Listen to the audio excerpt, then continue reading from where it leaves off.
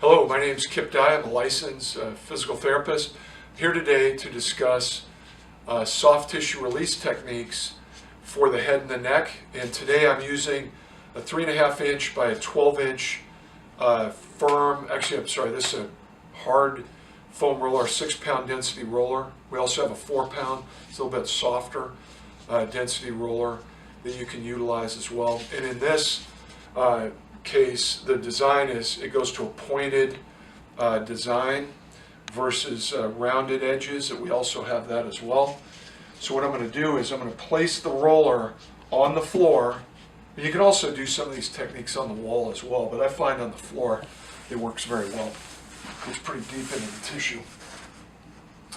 So I'll place my neck right on the roller, and then I'll use the roller initially to kind of scan around, just kind of check different parts of my neck to see if there's really tight or sore areas, and then I can adjust, or I can focus what I need to do.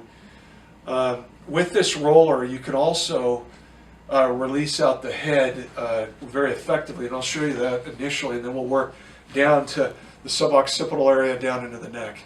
Initially, what I want to show you is you can lie on your side, you can release out the side muscles of your head called the temporalis muscle, and this is a great technique to get nice and deep into that muscle, which never gets worked on typically with people.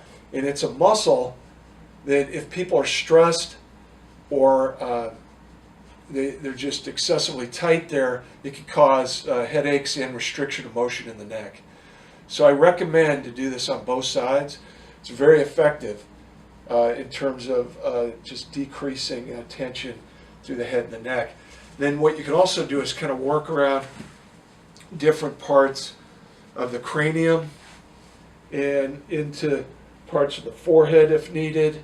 You can get very specific. You don't have to move very fast, and you'll find certain areas are quite tender and others are not, but you can stop on the tender areas, and you can do cross friction, or you can just kind of do a massaging up and down technique.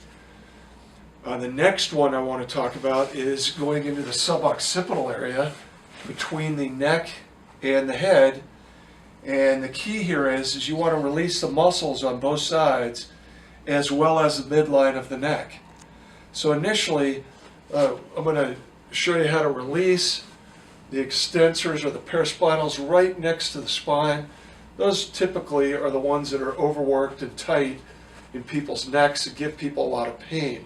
So all you have to do is just stay next to the vertebra, and you're going to be right on that muscle tissue, and you can get different angles of your neck.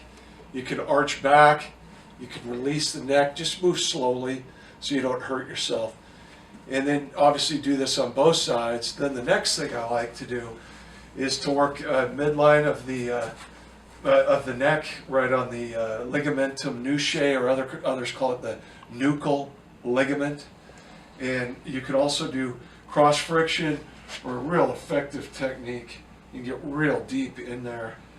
And just from a personal standpoint, this is what I need to do on a regular basis, and when I do that, I find I just feel much better. And so I'll just kind of work the neck. What you can also do is support your head to expose some of those muscles, the back of the neck, and then you can just work up and down. But you can use all kinds of little, what I call kind of nuanced techniques to get the optimal result you're looking for.